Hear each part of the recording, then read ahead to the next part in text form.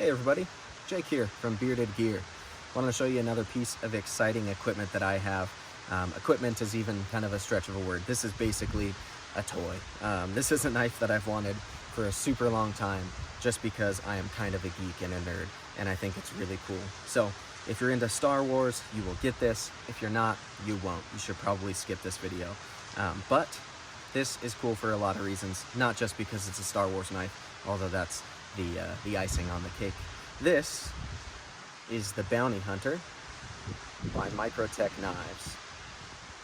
As you can see, it is pretty clearly themed after Boba Fett. It's even distressed, like it's been through quite a bit of conflict, as has Boba Fett. And what makes this particular Microtech Ultratech Bounty Hunter Edition really cool and really exciting is that it is a Hellhound. This blade shape, the Hellhound blade shape from Microtech, does cost a premium compared to their others. This knife was not cheap, especially because it's something that I'm really not going to use. I'm just going to fondle and play with. But it is so cool looking. It's a modified Tanto, if you want to call it that, with a really cool grind.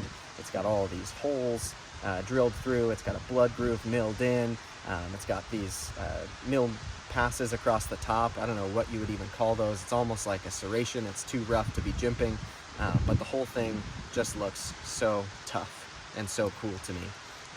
I love this knife way more than I should. This is not a knife that is even legal to carry in California where I reside. It's something I mostly just play with at home. Today I smuggled it up here in my backpack so I could show you out in the wild how cool it is. But this is just a really rad knife. It's something that's totally doesn't make any sense to actually put in my pocket, especially with how expensive it was and how gimmicky it is. But the good thing is, if you really did want to use this knife, because it's already roughed up from factory, it's going to hide wear super well.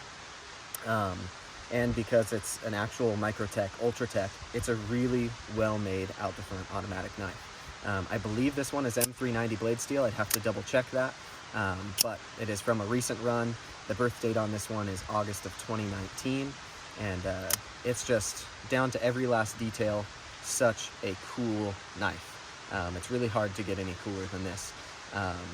Yeah, I'll put it in front of the camera for a moment so you can see the details up close and personal, although I've got it pretty close to you right now.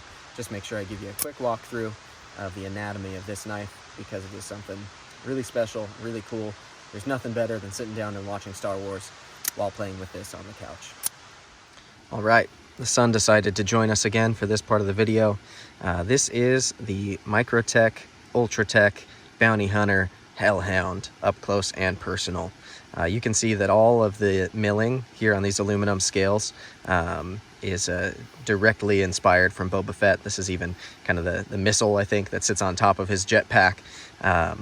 Just really, really cool, all of the detail that has gone into this. Normally, I'm not a fan of purposely ruining the finish on knives, but this PVD coating has been put through the ringer so that it looks like it has been through battle, and they really accomplished that well. You'll see we've got the Mandalorian symbol there. We've got the birth date, 08-2019. BH stands for Bounty Hunter, and of course the Microtech logo. It's got the glass breaker, as do all Microtech Ultratechs. I think that's a ceramic ball there to help it to burst through glass with ease. That's something a little too high speed, low drag for me. Not typically a glass breaker on a knife kind of guy, but on this I have to say it works. The main feature of this Bounty Hunter is the Hellhound blade. You can see it's rocking satin flats with a stone washed grind, which I think is really cool. I don't usually like two-tone blades, especially if they're like black and satin. I feel like that contrast is a little too much.